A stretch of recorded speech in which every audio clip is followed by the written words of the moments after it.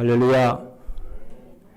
오늘도 행복한 예배가 되시기를 주님의 이름으로 축복합니다. 오늘 우리가 붙들 말씀은 마가복음 8장 11절로 13절입니다. 제목은 표적을 구하는 세대와 복음을 붙잡는 교회입니다. 오늘 본문의 말씀은 짧지만은 참 깊습니다. 이 짧은 말씀 속에는 시대를 향한 경고가 있습니다. 동시에 교회를 향한 하나님의 부르심이 있습니다. 저는 오늘 이 본문에 있는 말씀을 보면서 그리스도의 마음을 이렇게 보고 읽게 되었습니다. 그리스도께서는 책망만 하시는 것이 아니고 다시 복음 안으로 들어와서 믿음에 서게 하라고 하시고, 믿음만 서는 것이 아니고 소망을 품게 하시고, 또 하나님 사랑하고 성도들을 사랑하라는, 서로 사랑하라는 주님의 마음을 이렇게 읽게 됩니다. 오늘 본문에 있는 말씀을 보면은 바리새인들이 예수님 앞으로 나옵니다. 그런데 예수님께 은혜를 구하려고 나온 것이 아니고, 본문을 보면은 그들이 예수님을 신란하며 시험하며 하나님으로부터 오는 표적을 구하였다고 마가 기자는 말하고 있습니다.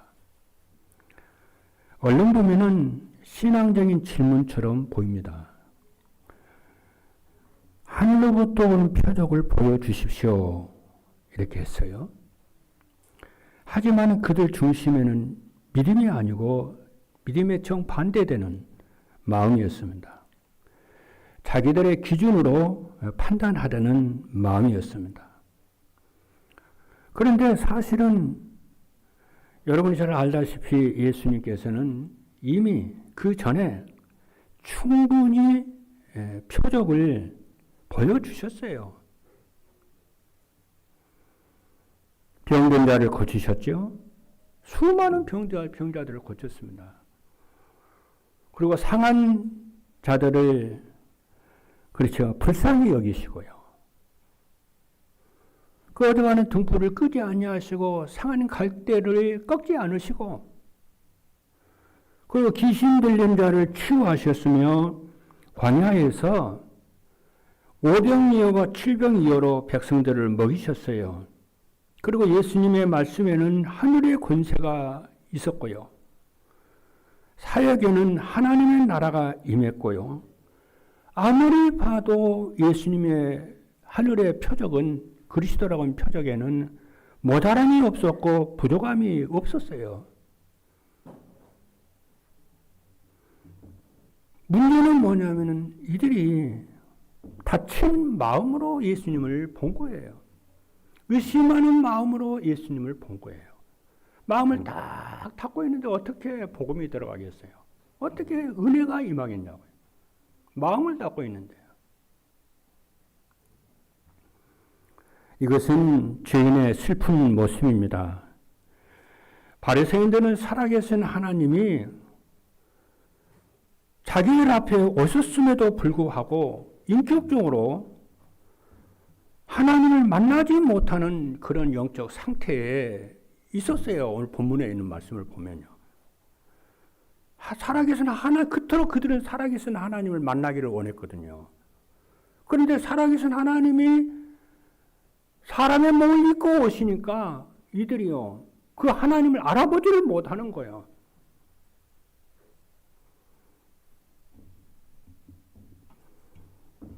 그러니까 그리스도께서 아무리 말씀을 하셔도, 아무리 표적을 보여줘도 자기 생각으로 가득 차 있었어요. 그러니까 하나님의 음성이 들릴 수가 없지요. 아무리 밖에서 비가 많이 와도, 소나기가 와도 압력밥솥 뚜껑을 꽉 닫으면 한 방울도 안 들어가지 않습니까? 그래서 성경은요, 인간의 문제를 아주 깊게 말을 합니다. 사람은 죄로 인해서 전적으로 부패된 존재라는 것입니다. 그래서 하나님을 떠났으며 그 이면에는 보이지 않는 사단의 존재가 있음을 말씀합니다. 그래서 하나님이 그리스도를 그래서 보내신 거예요. 인간이 하나님을 떠나서 죄의 종이 되고 마귀의 종이 되고 고통과 저주 가운데 있기 때문에 하나님이 그리스도를 보내셨는데 그런 인간을 사람을 내치지 아니하시고 긍휼히 여기셔서 그리스도를 보내셨다는 거예요. 여러분 그리스도를 영접을 하면은 모든 문제 끝입니다. 왜냐? 인간의 문제는 하나님 떠난 데서 온 것이기 때문에 하나님 만나면은 다 끝나요. 이것이 하나님의 은혜라고 하는 것입니다. 그런데 바리새인들은 그러는데도 불구하고 그렇죠. 바리새인들이 그렇게 하는데도 불구하고 여기에 복음의 따뜻함이 있음을 아무리 봐도 복음은 따뜻한 거 있죠. 우리의 믿음은 우리에게서 시작된 것이 아니고 하나님이 먼저 우리를 사랑하시기 때문에 우리의 믿음이 시작된 것이고 구원이 시작된 줄로 믿습니다. 보혜사 성령님께서 우리를 찾아오셔서 우리의 눈을 열어주셨기에 예수가 그리스도이심을 알게 되어졌고 그분을 믿게 되고 그 믿음을 주셔서 그분을 믿게 된 거예요. 우리가 요구한 게 아니에요. 주님이 찾아오셔서 우리의 은혜를 베풀어 주신 거예요. 그리스도께서 복음으로 우리를 불러주셨습니다. 지금도 말씀으로 우리를 붙들고 계십니다. 지금 이 시간에도 주님이 함께 하심을, 부활하신 주님이 함께 하심을 믿으시기를 주님의 이름으로 축복합니다. 그래서 오늘 우리가 이 자리에 앉아서 예배를 하고 있다는 이 자체가 하나님의 말할 수 없는 큰 은혜다. 그리고 이것이 우리의 소망이고 그래서 우리로 다시 일어나게 하시고 소망으로 다시 걷게 하시고 사랑을 다시 품게 하시는 말씀인 줄로 믿습니다. 그래서 오늘 이 본문의 말씀을 통해서 세 가지를 함께 붙들고자 합니다. 첫째입니다. 불신앙은 늘 그리스도를 시험을 하지만은 믿음은 그리스도께 엎드리게 합니다. 불신앙은 늘 그리스도를 시험을 해요. 그러나 믿음은 그리스도께 엎드립니다. 마가복음 8장 11절 말씀을 보면은요. 바리새인들이 나와서 예수를 힐난하며 이르되 그를 시험하여 하늘로부터 오는 표적을 구하여 라고 했습니다. 이미 그들은 자기의 생각들이 가득했고요. 결론이 서 있었습니다. 질문은 하고 있지만은 그 질문은 믿음의 질문이 아니었어요. 그렇죠? 믿음은 그런 것이 아닙니다. 믿음이라고 하는 것은 그리스도가 누구며 누군지 알고 그 앞에 나를 엎드리는 것이 그게 믿음입니다. 주님이 그러셨잖아요. 너희는 나를 누구라 그러느냐? 그래서 시몬 베드로가 주는 그리스도시요 살아계신 하나님의 아들이 있습니다. 이 말씀 앞에 베드로는요 납작 엎드렸어요. 교회사를 보게 되었지만은 성경은 안 나와 있지만 성경에는 나와 있지요. 네가 젊어서는 네 스스로 띠띠우고 돌아다녔지만은 늙어서는 남이 너를 띠띠우고 네가 원치 아니하는 곳으로 가려라. 그것은 베드로의 순교를 얘기한 것이라고 그랬거든요. 젊어서는 자기 스스로 띠띠우고 자기 마음대로 가잖아요. 젊은 사람들이요. 그런데 나이가 들으면요, 이제 신앙이 들어가고 믿음이 들어가면요, 이제 그리스도께서 그를 띠띠우고 허리 띠띠우고 주님 원하는 곳으로 끌고 가는 거예요. 그래서 베드로는요 로마에서요 순교를 당할 때에 십자가로 하는 것이 아니고 거꾸로 주님이 십자가에서 순교하시고 어찌 내가 주님을 똑같이 하겠냐. 자기는 거꾸로 십자가를 지겠다고 그랬다니까요.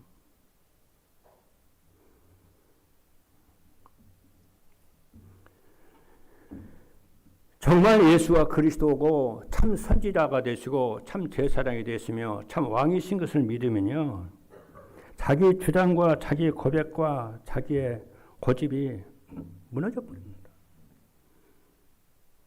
그게 믿음입니다. 주님, 내가 다 알지, 주님을 다 알지 못해도 주님은 선하시고 전능하시고 사랑이십니다. 주님, 내 마음은 흔들려도 주님은 변하지 않으시는 반석이십니다. 이 고백이 믿음의 고백입니다. 그래서 이 고백은, 이러한 고백이 있는 곳에 인간의 참된 소망이 생기는 것입니다. 왜냐? 믿음은 내 힘으로 버티는 것이 아니고 그리스도께서 나를 붙들고 계신다는 것을 알고 있으면 믿음이 생기고 소망이 생기는 거예요. 주님이 나를 붙잡고 계시는구나. 내가 주님을 붙잡는 것이 아니고 주님이 나를 붙잡고 있기 때문에 내가 이 믿음을 가질 수가 있는 것이로구나. 이러니까 소망이 생기는 거예요. 희망이 생기는 것입니다. 왜냐? 주님은 하나님이시고 창조주가 되고 영원하신 하나님이시고 불변하신 하나님이시고 무한하신 하나님이시고 하나님이시잖아요.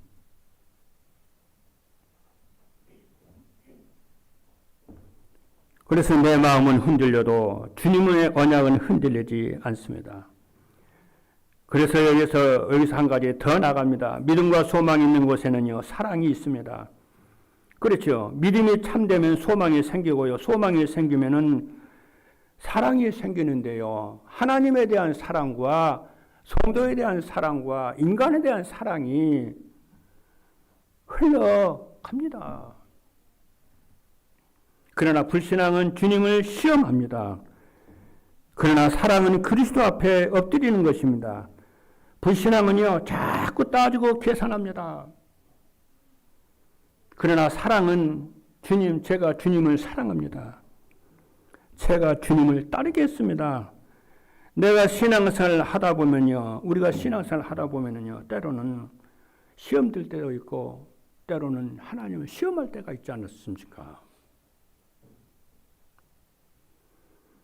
그럴 때도요, 주님은 우리를 밀어내질 않아요. 애면하지 않습니다. 그러시면서 뭐라고 말씀합니까? 우리를 사랑으로 부르십니다. 내게 다시 오라는 거예요. 계산하는 자리에 있지 말고, 의심하는 자리에 있지 말고, 나를 사랑하고 나를 믿는 자리로 오라는 거예요. 주님의 음성이 내게요, 딱 들리는 거예요. 부활하신 주님이 부활하셨다고 그러니까요, 도마가 뭐라고 하는 줄 아십니까? 나의 손가락을 주님의 손가락에 놓고, 나의 손가락을 주님의 허리에 넣어보지 않고서는 내가 믿을 수가 없다. 그러니까 그렇죠. 주님이 7일 후에요, 찾아오셔가지고 도마한테 그래요. 도마야, 네 손가락을 내밀어 내 손가락을 집어넣고, 네 손가락을 내밀어서 내 허리에 집어넣어 보고, 의심하는 자가 되지 말고 믿는 자가 되라. 그러니까 도마가 주여 나의 하나님 나의 구주가 되십니다. 그러거든요. 그러니까 주님이 뭐라고 하는 줄 아세요? 너는 나를 본고로 믿냐?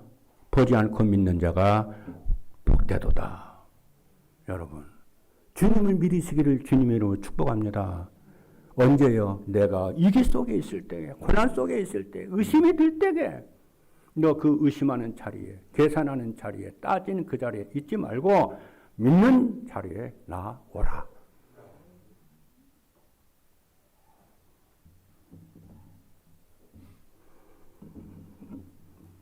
여러분, 참된 치유는 여기서부터 시작이 되는 줄로 믿습니다. 하나님을 시험하려는 마음의 밑바닥에는요, 뭐가 있어서 그러냐면 상처가 있어서 그러거든요. 그런데 복음은 말합니다. 네가 사랑받을 만해서 내가 사랑한 게 아니야. 네가 잘한 게 있어서 내가 사랑한 게 아니야. 내가 너를 먼저 사랑했어. 네가 먼저 나를 사랑하기 전에 내가 너를 먼저 사랑했어. 이것을 여러분이 느낄 때에 우리는 비로소 어떻게 되냐. 정말 쉬는 자리에 가게 돼요. 정말 안식을 하게 돼요.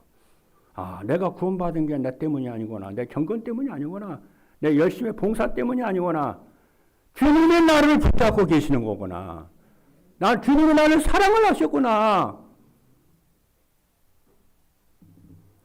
이 사랑을 알게 되고 느끼게 되면 우리 속에 상처가 폼눈 녹듯이 사라라라 녹아버립니다. 그때 비로소 참된 믿음이 들어가는 줄로 믿습니다. 오늘 여러분이 이 은혜를 받는 축복이 있기를 주님으로 축복합니다. 두 번째입니다. 예수님은 표적보다 크신 분이시고 언약의 성취자이십니다. 마가복음 8장 12절에 보니까 예수님께서 마음속으로 깊이 탄식을 하셨어요. 이 장면은 저와 여러분에게 얼마나 감동을 주는 말씀인 줄 모릅니다. 예수님이 바리새인들이 예수님께 표적을 보여달라고 그러니까 예수님이 화를 내신 게 아니었어요. 깊이 탄식을 했다고 성경은 말해요. 여기서 탄식한다는 말은요, 창자가 끊어지는 정도의 그 고통을 말을 하거든요. 그들 앞에 그리스도께서 와 계시는데도 알아보지 못하는 그들의 완고함을 보시고 탄식을 하신 것입니다. 이 탄식 속에서 우리는 주님의 사랑을 보게 돼요. 여러분 생각해 보십시오. 주님이 그들을 무관심했다면 탄식을 하시겠습니까? 주님이 그들을 사랑하지 않았다면 탄식을 하시겠어요? 주님이 그들을 긍휼히 여기지 않았다면 주님이 탄식을 하시겠느냐고요?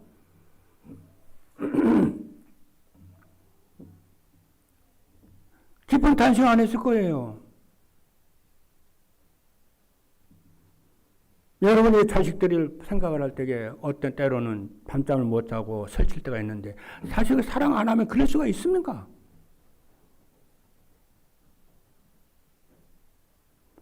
사단의 권세 아래서 종교생활로 고통당하는 그들을 보고 깊이 주님이 탄식을 하신 것입니다.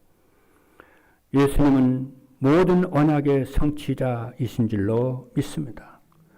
바리새인들이 하늘에서 온 표적을 구했지만은 성경의 가장 큰 표적은 병자가 낫는 것도 아니고요. 홍해가 갈라지는 것도 아니고요. 오병이의 기적도 아니고요. 질병의 기적도 아니고요. 문둥이가 치러가는 것도 아닙니다. 그 모든 기적과 표적은 예수님을 향해 있는 거예요. 예수가 그리스도라 그걸 설명하시려고 있는 거예요. 그러니까 성경에서 말하는 신구약 성경에서 말하는 가장 큰 표적이 뭐냐면은 그리스도입니다. 예수 그리스도의 십자가와 예수 그리스도의 부활이 가장 큰 표적이요 기적이고 이적입니다. 그러니까 바리새인들이 예수님께 하늘로 온 표적을 보여달라고 다른 보고서를 보니까 내가 보여주는 표적은 요나의 표적밖에 없다 그러잖아요. 요나가 3일 동안 물고기 뱃속에 들어갔다가 3일 만에 다시 나왔잖아요. 여러분, 우리의 신앙 속에서 가장 기적이 뭔 줄 아십니까? 경제적인 축복받는 게 아니에요. 집을 사는 게 아닙니다. 내 자녀가 좋은 대학에 들어가는 것이 아닙니다. 나쁜 것은 아니지만 그게 아닙니다. 예수가 그리스도를 알고 내가 그분을 믿었다는 이 엄청난 구원의 역사가 가장 큰 축복입니다. 이게 눈이 열려야 우리의 한계는 없어지는 것입니다.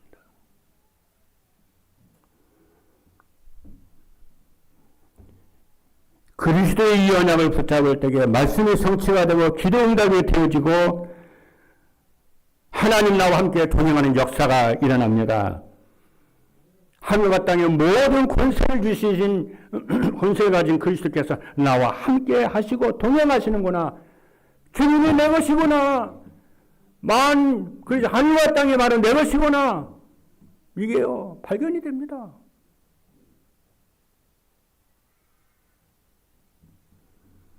바리새인들은 그리스도가 아닌 다른 표적을 찾고 있는 거예요. 그래서 교회는 표적을 쫓는 공동체가 되어서는 안 됩니다. 그리스도로 만족을 하고 그리스도로 행복한 믿음의 공동체가 되고 언약의 공동체가 되어야 됩니다. 마태복음 17장에 보면은 예수님께서 제자들과 함께 변호산에 올라가셨어요. 그랬더니 거기서 모세도 사라지고 엘리야도 사라지고 오직 예수만 남았더라.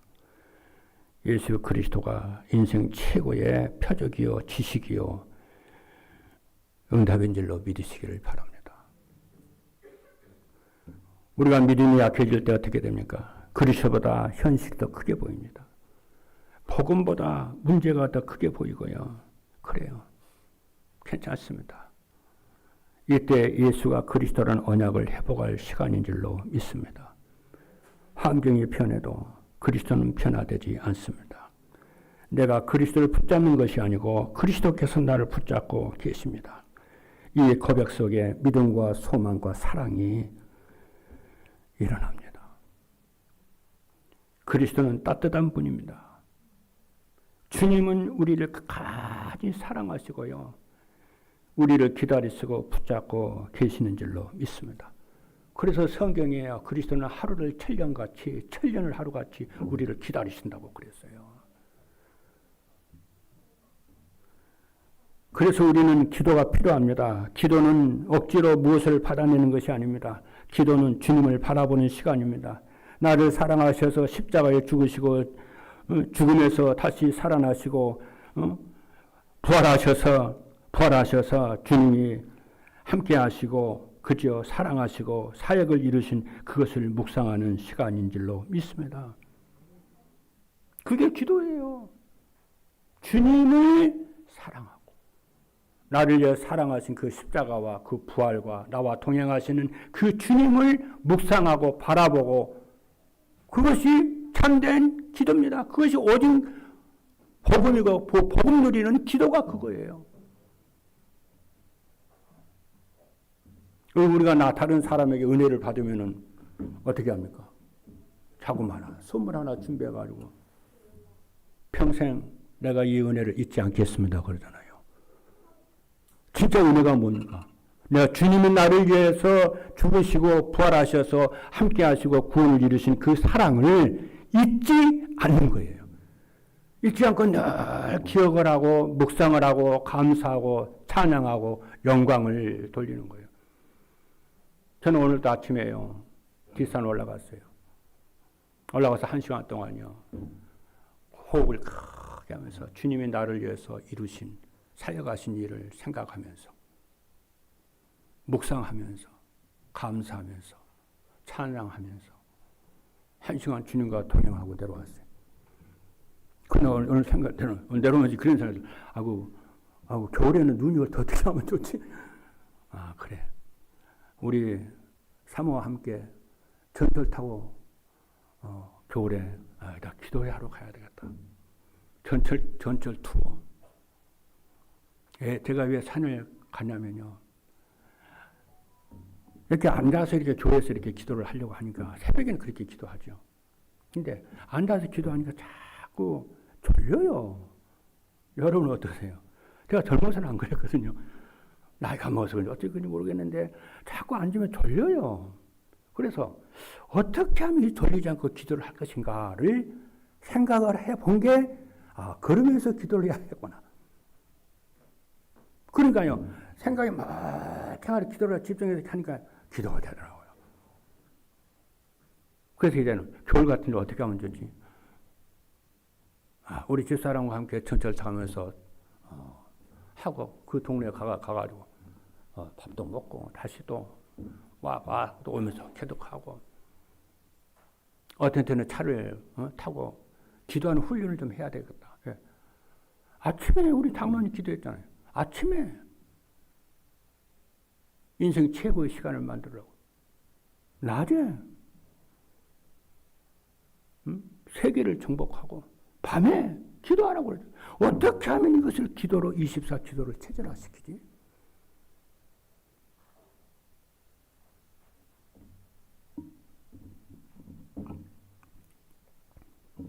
여러분, 우리가요, 기도가 필요합니다.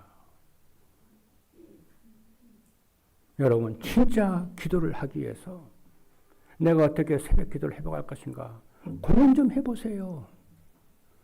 내가 어떻게 낮에 기도를 하지? 일하면서 어떻게 기도하지?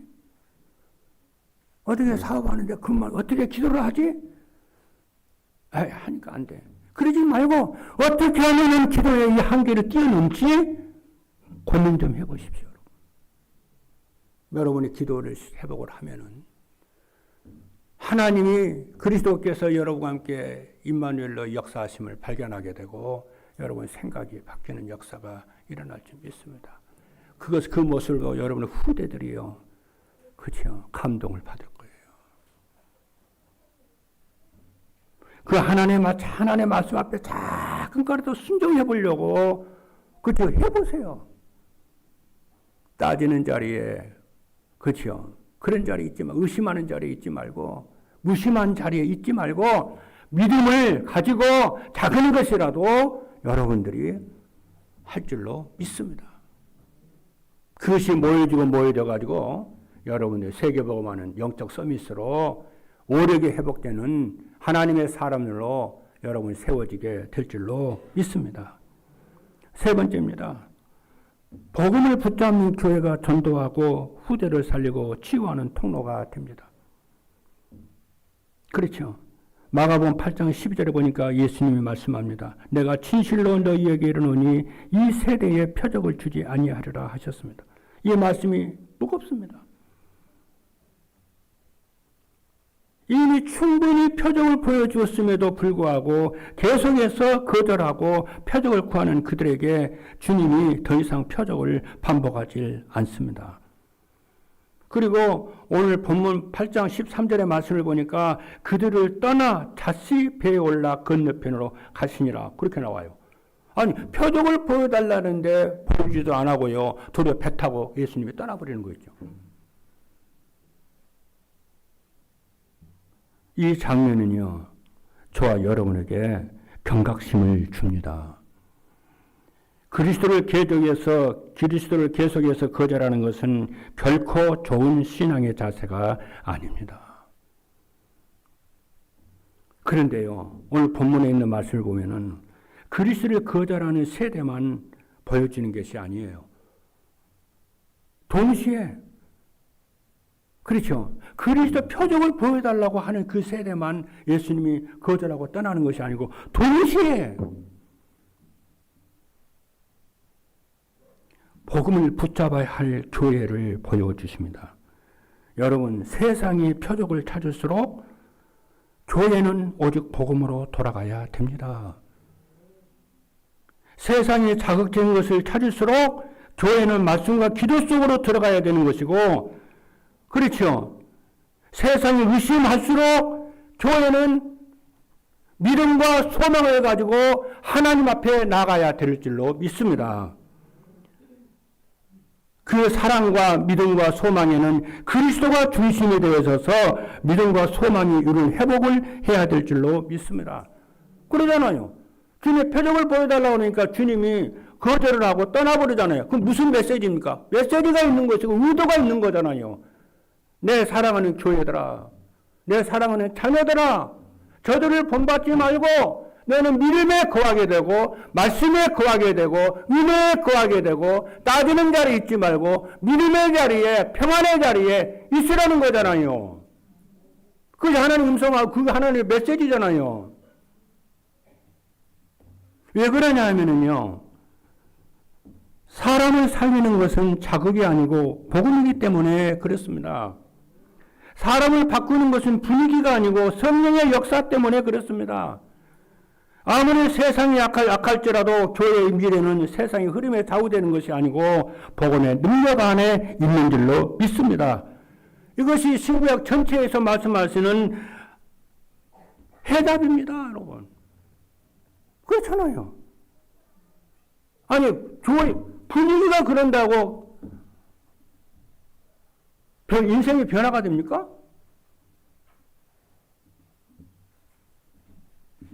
전도는 사랑으로 하는 것입니다. 예수 그리스도께서 죄인을 위해 죽으시고 부활하셨습니다. 그 안에 생명이 있습니다. 그래서 전도는 뭘로 하냐? 그리스도를 사랑하는 것으로 그리스도 사랑을 전하는 것입니다. 이기려고 말하는 게 아니에요. 살리기 위해서 말하는 것입니다. 후대도 그리스도로 세우는 것입니다. 후대는 지적이 필요하지만 지적으로 세워지는 것이 아니고 복음 안에서 사랑을 받을 때에 이 후대가 살아나는 줄로 믿습니다. 말씀으로 세워지고 부모로 기도에 세워지고 사랑을 품은 그리스도의 공동체 안에서 우리 살아나게 되는 줄 믿습니다. 교회도 교회 치유도 마찬가지입니다. 많은 사람의 겉으로는요. 괜찮아 보여도 속은요. 지쳐 있고요. 속은 썩어 있어요.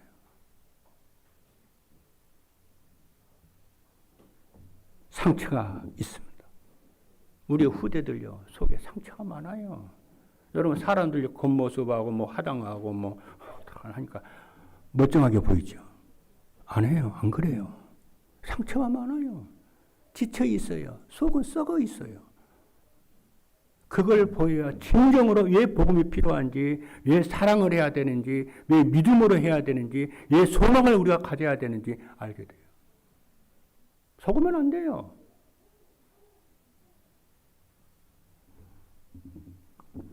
그들에게 정말 필요한 것은요, 하나님의 사랑이 필요하죠.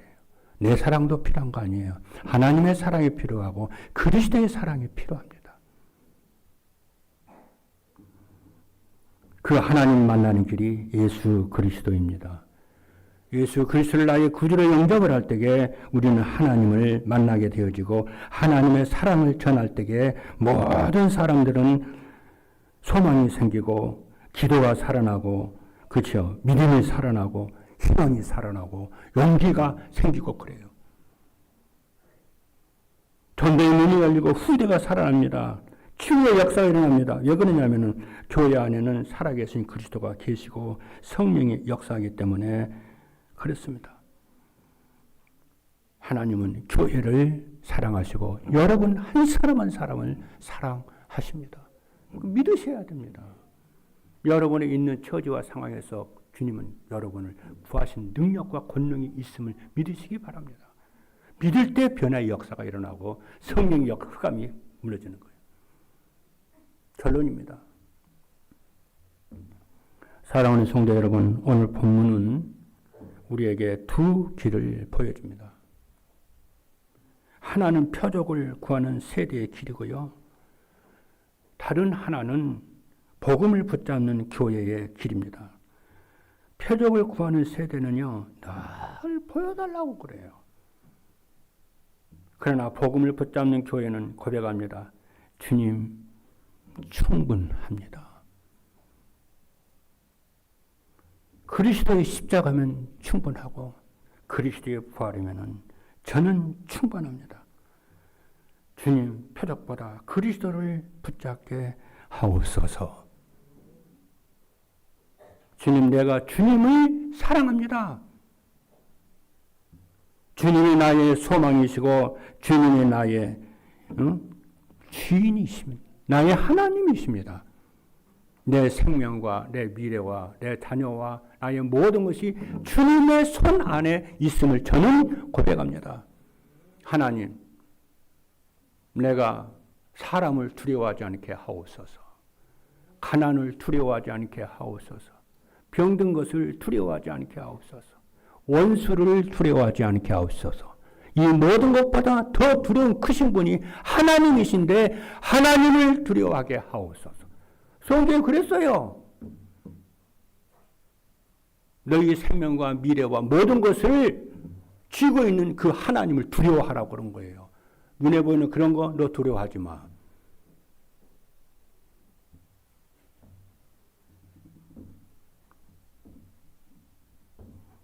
여러분, 사랑하는 성도 여러분,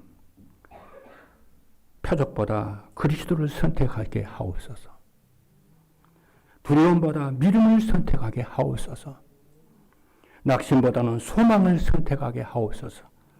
많은 말보다 기도를 선택하는 전도자의 삶을 살게 하여 주옵소서. 가는 곳마다 사람을 살리는 역사 일어날 줄로 믿습니다. 기도하시겠습니다.